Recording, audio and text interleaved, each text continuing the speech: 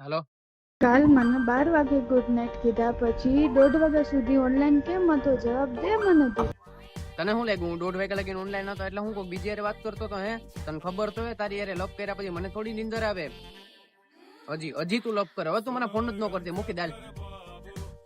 હા દીકા, I miss you two.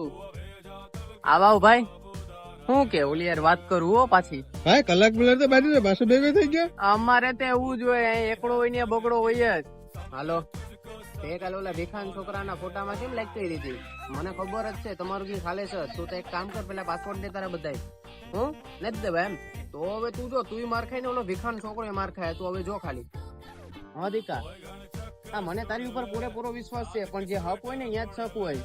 એક કામ કરી લો, ભીખાન છોકરા નાન ફોલો કરે. આ ગાયરું તો દે માં મૂકતો, ફોન મૂકી દે. ગાયરું દે માં તો હાલ. આજ તો એને મને કદી ફોન જ ન કરતો. મુઈ કાલ જલ્દી મુઈ મન થાય હમણાં ફોન તોડ નાખી ની. મને આ વખતે તો બ્રેકઅપ કરી જ નાખું. આ ભલે તો 17 વાર બોલ્યું, આ 18મી વાર બોલું.